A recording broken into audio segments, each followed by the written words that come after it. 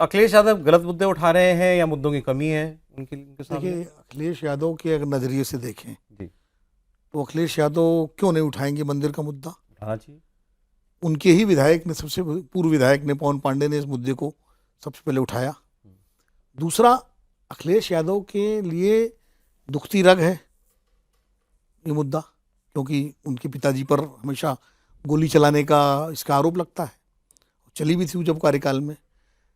तो अब वो ये साबित करना चाहते हैं, भाई जिनको आपने राम मंदिर बनाने के लिए समर्थन दिया उन्होंने ये किया। तो वो तो एक बात ठीक है, बीजेपी और ये कह सकती है कि आपका क्या मतलब मंदिर से, आपने मंदिर का विरोध किया, गोली चलवाई। तो उसका काउंटर भी उनके पास है कि जो मैंने उस दिन भी कहा था, जो तैयारी कर रहे हैं, जो कह रहे हैं कि जब जिनको आपने राम भक्त समझ के राम का सब सौंप दिया, जब वो राम के नहीं हुए तो आपके क्या होंगे। तो इसका ये भी काउंटर नैरेटिव है।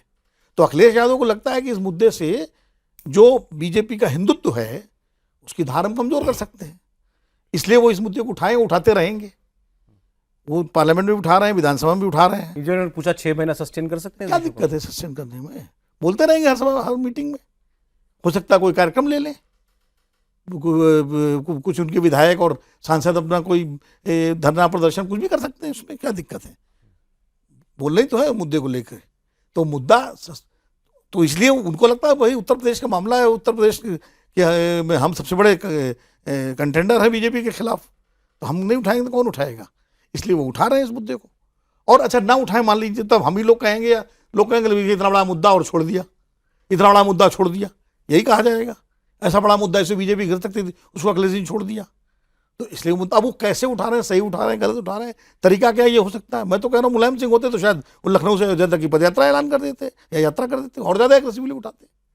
अब गोली चलाने वाली बात, नरेंद्र प्रसाद वहां बैठे हुए हैं, मंदिर बनवा रहे हैं, और खुद कह चुके हैं गोली तो एडमिनिस्ट्रेटिव ऑर्डर। जवाब तो हर चीज का दिया, हर चीज जवाब सवाल है कि आप उसको कितने कन्विंसिंगली कह रहे हैं। हाँ, बस लोग कितना कन्विंस होते हैं आपकी बात से, ये नहीं। उनको लगता है कि जो इस समय एक नाराजगी है लोगों में तमाम सारे मुद्दों को लेकर, उसमें ये मुद्दा और एक काम करेगा। दूसरी बात जो कहते हैं क्या अंत में चुनाव जो हमने पिछले 2 बार में देखा, अंत में लॉ एंड ऑर्डर और फिर जो डिस्कस हम करेंगे पोलराइजेशन, उसी पर आ जाएगा। बीजेपी की, योगी जी की 2 यूएसपी हैं, हिंदुत्व का ध्रुवीकरण और दूसरा लॉ एंड ऑर्डर, और दोनों जुड़े हुए हैं। क्योंकि जब आप लॉ एंड ऑर्डर की बात करते हैं तो सामने मुख्तार अंसारी और अतीक अहमद आते हैं, और अतीक अहमद और मुख्तार अंसारी आते ही हिंदुत्व का ध्रुवीकरण आ जाता है ना।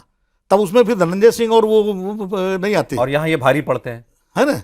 उसमें फिर मुख्तार अंसारी और अतीक अहमद तो आते हैं, उसमें पूर्वांचल के बाहुबली नहीं आते दूसरे। ठीक है, तो ये सब सवाल भी तो जनता के बीच में बराबर के हैं ना। तो अब लेकिन ये यूएसपी है, और पश्चिमी उत्तर प्रदेश में लॉ एंड ऑर्डर का मुद्दा एक बड़ा मुद्दा रहा है, क्योंकि यहाँ जो हिंदू मुस्लिम कंपोजिशन है वो लगभग कई जिलों में तो एकदम बिल्कुल 50-50 वाली स्थिति में है। तो यहाँ वो मुद्दा ज़्यादा असर करता है। पूरब में जातीय ध्रुवीकरण ज़्यादा स्ट्रांग है, पूर्व मुस्लिम कंसंट्रेशन उतना नहीं है, कुछ जिलों में है। तो अलग अलग जिले की अलग परिस्थिति है।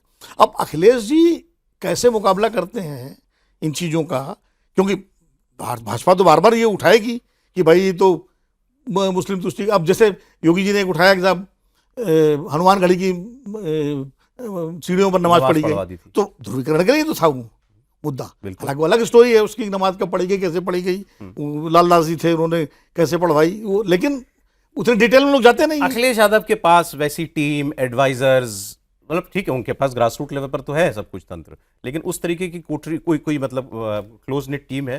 टीम तो है उनकी, लेकिन बीजेपी के पास ज्यादा बड़ी टीम है भाई।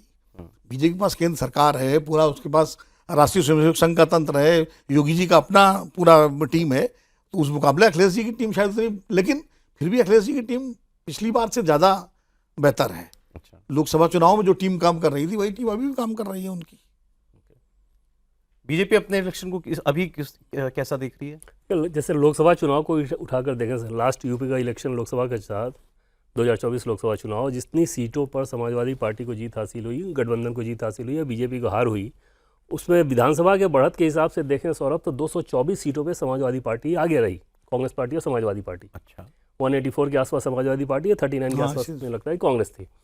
तो अगर 224 सीटों पर पिछले चुनाव में ही, लोकसभा चुनाव में उतनी विधानसभा सीटों पर मोर देन 50%, हाँ, जिस गठबंधन को बढ़त हो, दूसरा तीसरी बार आप चुनाव में जा रहे हों, तो ये कैसे आप बहुत ज़्यादा सतर्क, बहुत ज़्यादा कंसर्न नहीं होंगे।